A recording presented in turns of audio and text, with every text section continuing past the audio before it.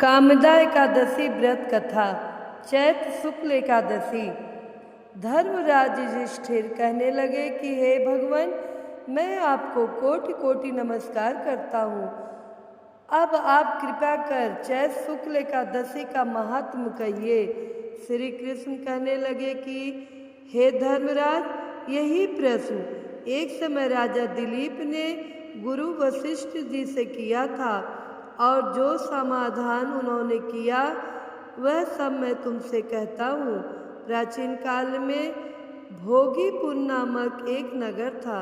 वहाँ पर अनेक ऐश्वर्यों से युक्त पुंडरीक नाम का एक राजा राज करता था।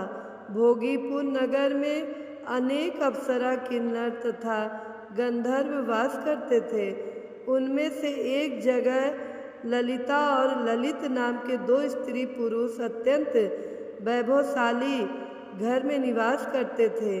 उन दोनों में अत्यंत स्नेह था, यहाँ तक कि अलग अलग हो जाने पर दोनों व्याकुल हो जाते थे। एक समय पुंडरीक की सभा में अन्य गंधर्वों सहित ललित भी गान कर रहा था।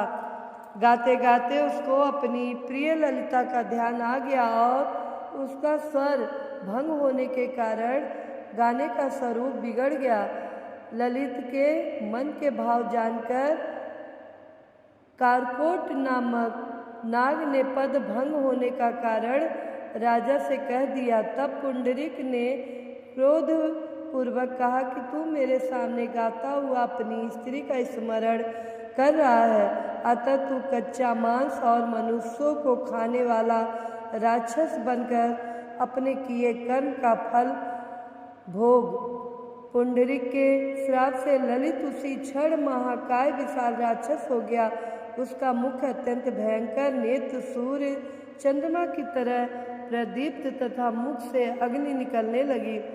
उसकी नाक पर्वत की कंदरा के समान विशाल हो गई और गर्दन पर्वत के समान लगने लगी। सिर के बाल पर्वतों पे खड़े वृक्षों के समान लगने लगे तथा भुजाएं अत्यंत लंबी हो गईं।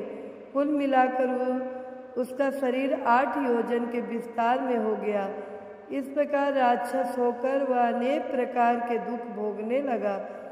जब उसकी प्रीतमा ललिता को यह वृत्तांत मालूम हुआ तो उसे अत्यंत खेद हुआ और वह अपने पति के उद्धार का यत्न सोचने लगी।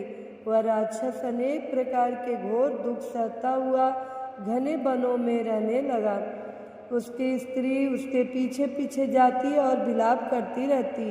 एक बार ललिता अपने पति के पीछे घूमती घूमती विंध्याचल पर्वत पर पहुंच गई, जहां पर ऋषि श्रृंगी का आश्रम था। ललिता शीघ्र ही श्रृंगी ऋषि के आश्रम में गई और वहां जाकर विनीत भाव से प्रार्थना करने लगी। उसे देखकर श्रृंगी ऋषि बोले कि हे सुभगे, तुम कौन हो और यहाँ किस लिए आई हो?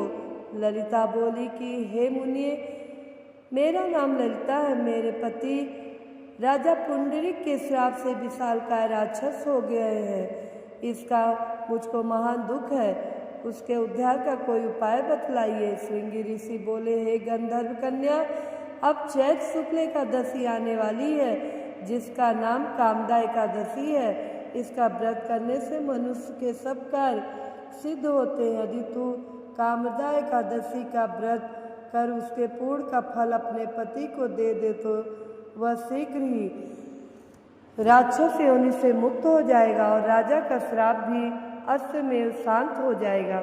महामुनि के ऐसे वचन सुनकर ललिता ने चैत्र शुक्ल एकादशी आने पर उसका व्रत किया और द्वादशी को ब्राह्मणों के सामने अपने व्रत का फल अपने पति को देती हुई भगवान से इस प्रकार प्रार्थना करने लगी, हे प्रभु, मैंने जो यह व्रत किया है इसका फल मेरे पति देव को प्राप्त हो जाए, जिससे वह राक्षस योनि से मुक्त हो जाए। एकादशी का फल देते ही उसका पति राक्षस योनि से मुक्त होकर अपने पुराने स्वरूप को प्राप्त हुआ। फिर अनेक सुंदर वस्त्राभूषण से युक्त होकर ललिता के साथ विहार करने लगा। उसके पश्चात वह दोनों विमान पे बैठकर स्वर्गलोक को चले गए। वशिष्ठ मुनि कहने लगे कि हे राजन, इस व्रत को विधि पूर्वक करने से समस्त पाप नाश हो जाते हैं तथा राक्षस आदि की योनि भी छूट जाती है। संसार में इसके बराबर कोई और दूसरा व्रत नहीं है। इसकी कथा पढ़ने या सुनने से वाजपेयी यज्ञ का फल प्राप्त होता है।